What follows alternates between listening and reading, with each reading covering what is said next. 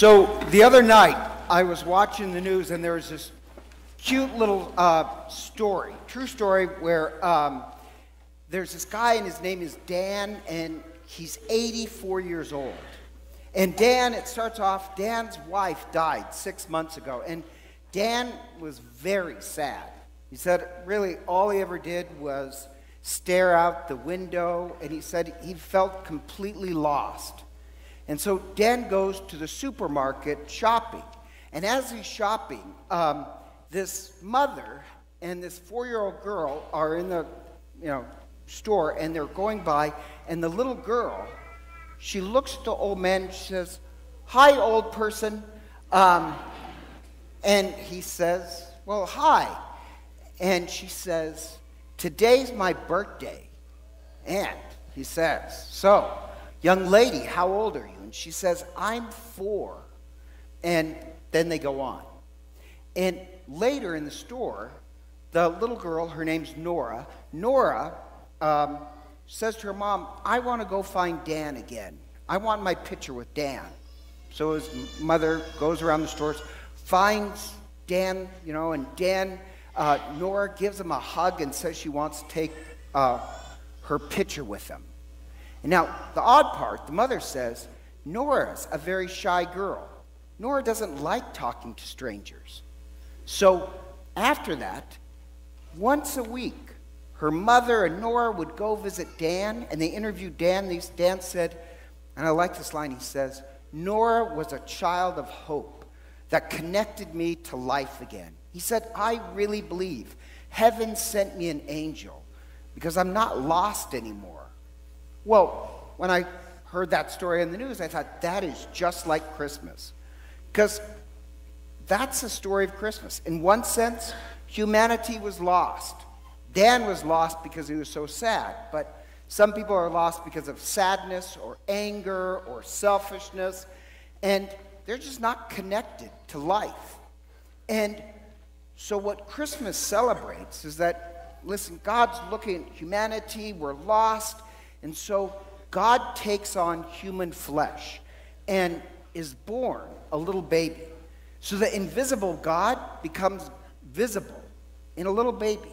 The love that created all the world takes on human flesh. And that's what we mean when we're saved, that now we're connected. And Christmas is really this rescue mission. God goes on this rescue mission to save us. The point of Christmas, oddly enough, is not about God giving us rules like you better do this and you better do this. Christmas is about connection. The same way Dan, the old man, suddenly felt connected to life again.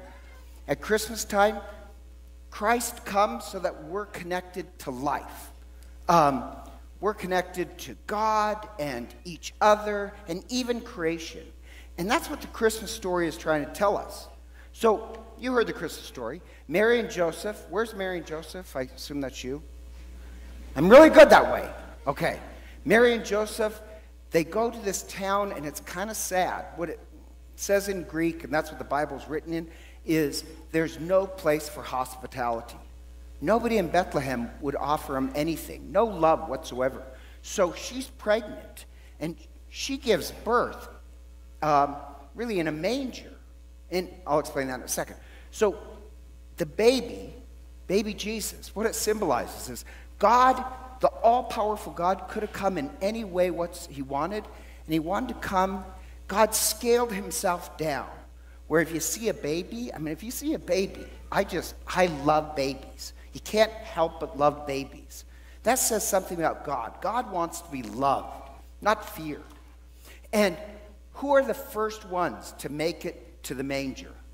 Okay, there's a 250 bonus point if you can get this right. Who are the first ones to make it to the manger? All right, who do you think? Oh, you guys got it. The shepherds. Shepherds, stand up. All right, and shepherds, you guys were the first ones to make it. In fact, the name of this Mass, the first Mass of Christmas, it's called the Shepherd's Mass. So you guys can sit down. And shepherds, shepherds, the odd part. Shepherds were out in the field. Shepherds they symbolize the humble. You know, they're not selfish. They're not interested in power. They're not selfish at all. And they'd say, well, the humble, they make it to the manger. They're the ones who find Christ. And then, let's see, you got the shepherds. And then who else was at the mangers? Well, okay, that's true. Okay, I went to. Okay, so I meant, what do shepherds have with them? Let's put it that way. What do you think? Okay, you got another 250 bonus points. Spend it any way you want. So sheep, stand up. And oxen, stand up. And donkeys, stand up. See donkeys over there? Okay, what that symbolizes is that Jesus, he's going to give us our humanity back. So we're even connected to nature and other animals. We can love them. That's what you guys symbolize. Okay, sit down. And then he's put in a manger. And a manger, just, hopefully you know this. The manger, all that is, that's a fancy word. It really means feed box. That's where the shepherds would put the grain for the sheep to eat. So they're so poor that he's put in a feed box. But the real manger, just to let you know, the real manger is not there. Where what humanity was waiting for, they promised when the Christ comes, the Christ will bring us the bread of life. He'll be food for the flock. And so that's a replica, but the real manger is here. This is where we eat, so that really Christ can be inside of us. And then he's put in the manger. And then who else? What couple other people make it to the manger?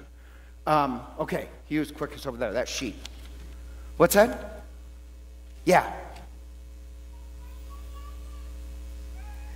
Yeah, Jesus was at the manger. You're right, yeah. Okay, you still get 250 points. It's those guys with a crown. What do you call them? No, that's not donkeys.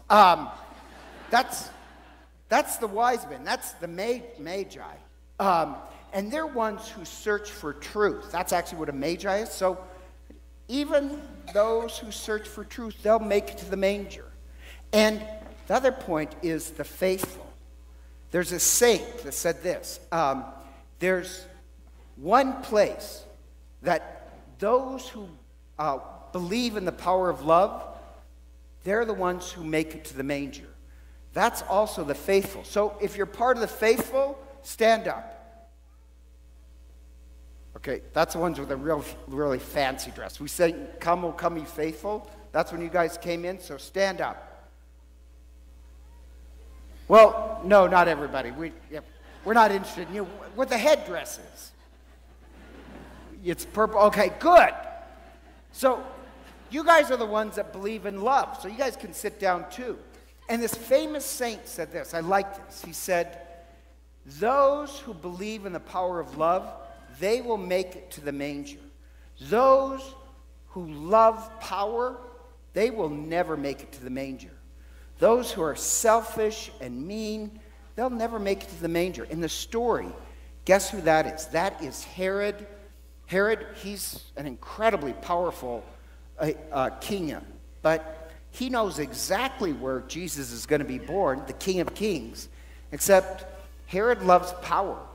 Herod knows Christ is being born just a couple miles away, doesn't even go there.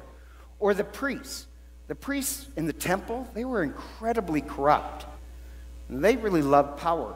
They don't make it to the manger.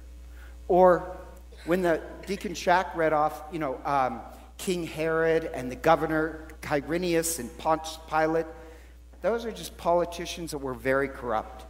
We would say even in the worst of times with corruption and bad priests, still Christ is born. And here's the thing. Christmas is a choice. I know Christmas is a day, but Christmas is a choice. It's going to come and go. It's a choice because if you believe in love, you'll find Christ here among us. That way, it's a choice.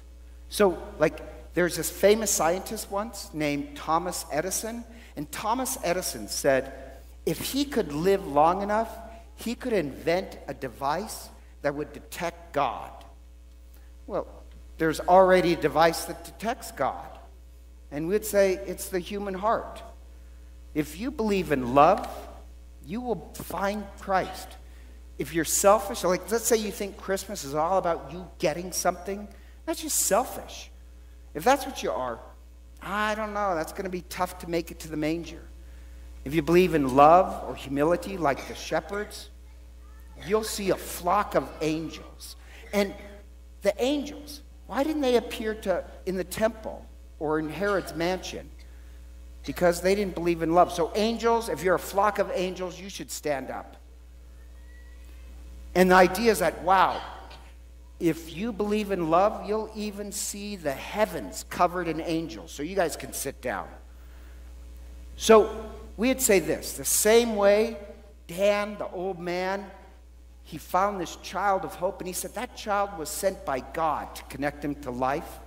We'd say, the child Jesus, he came to connect us to life again with each other, and it's a choice.